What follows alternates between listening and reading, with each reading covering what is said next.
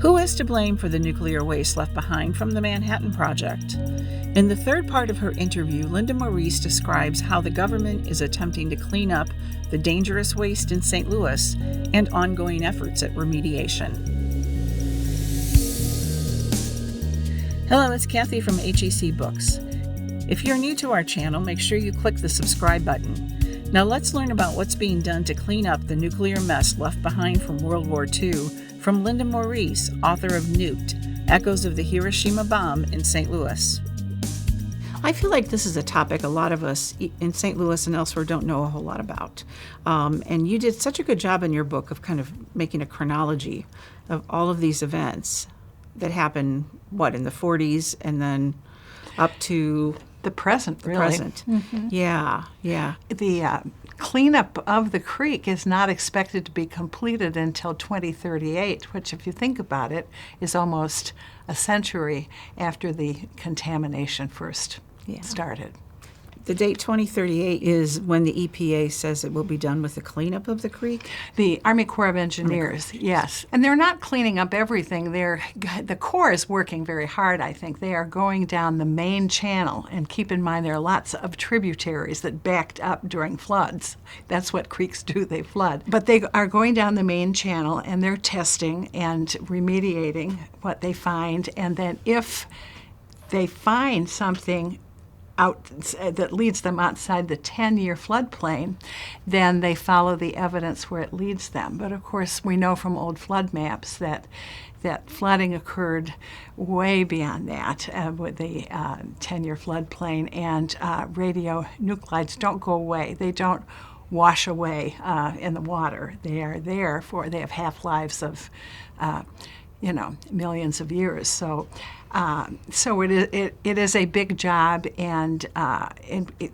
they won't be doing everything, which is a concern of some advocates. Why does it have to take till 2038? Well, there's a lot of work to be done.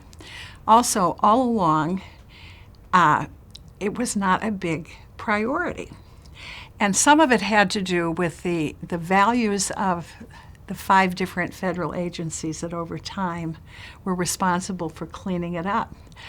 The priority first was, of course, winning the war and getting the weapon before the Germans. But then after that, the priority became, in the Cold War, building a nuclear arsenal. The first head of the Atomic Energy Commission, who had that responsibility, was candid about this. He said, none of the chemists or chemical engineers were interested in waste.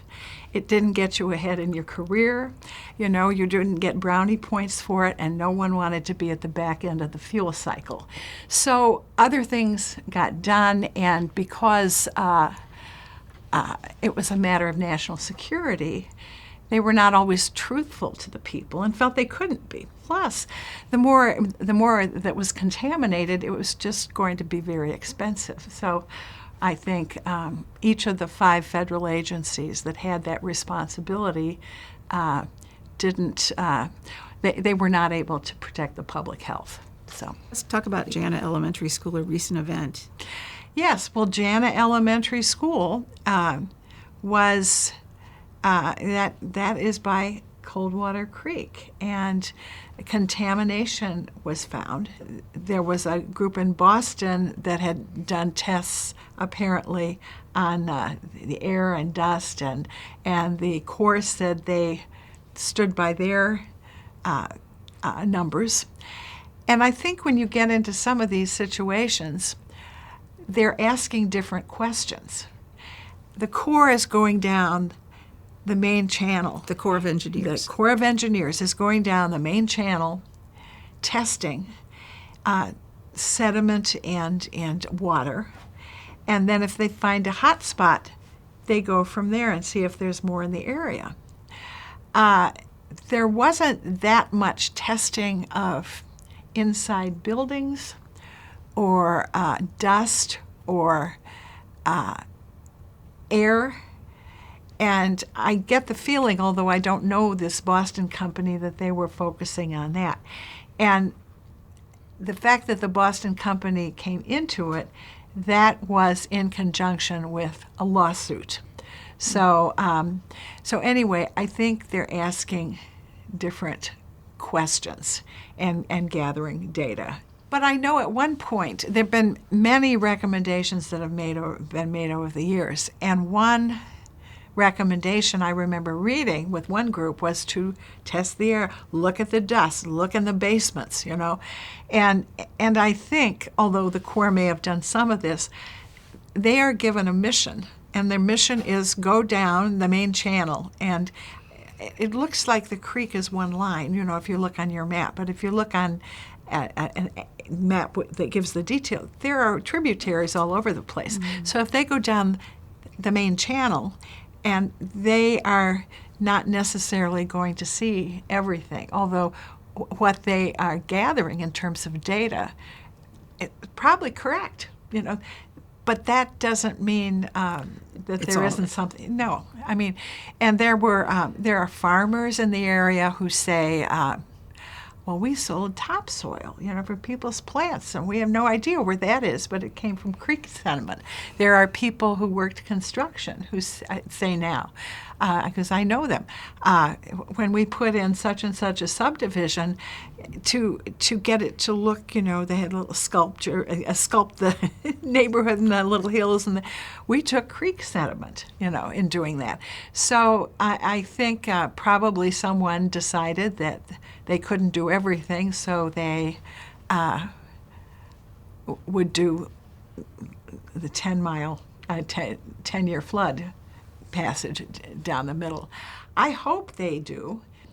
I don't know that they haven't done this, by the way, but I hope they look at flood maps, because then for example, I keep going back to 1957. That was the bad one. And then the waters recede, and then from the government's, the U.S. Geological Survey, where those flood waters were. And it would make sense to do some testing in those areas. Maybe the Corps is doing that. I don't know. But if they did, they would be out of the 10-year floodplain.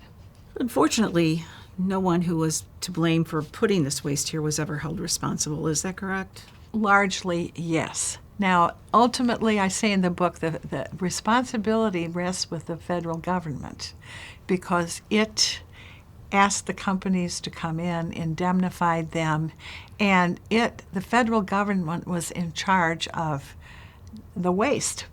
And bought by eminent domain, made the decision, that piece of property next to Clearwater Creek. And there were 5 different federal agencies in succession that had responsibility for our nuclear program. And the priority there was not waste, it was creating more weapons. The private contractor, who on his own took contaminated material that had been moved from the airport to Hazelwood, added regular soil with it, and dumped it in the Westlake landfill. Really, the action wasn't taken against him. He, I think, may have lost his license to do that in the future, but there was no punishment per se. At one point, the Department of Energy was required by the EPA to have a citizen task force in the 90s to figure out what to do, to come up with a plan to remediate this.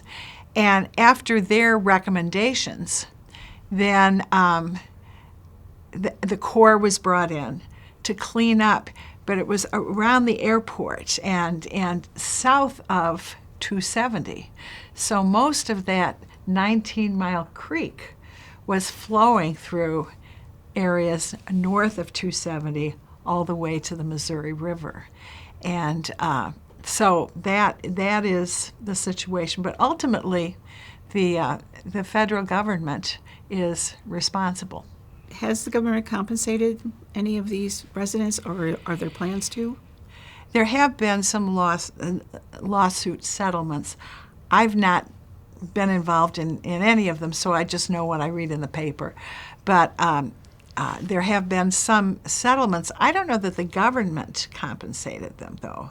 The way the Manhattan Project worked is that the government got private contractors like Mallinckrodt, and then in order to do this work, the businesses wanted to be indemnified, and so they were. So it's very hard to win a case.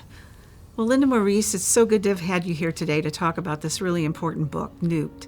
And I thank you much for being here to tell the story. Thank you for having me. I've enjoyed it. Thanks again for watching. Please give this video a thumbs up and make sure to click the subscribe button.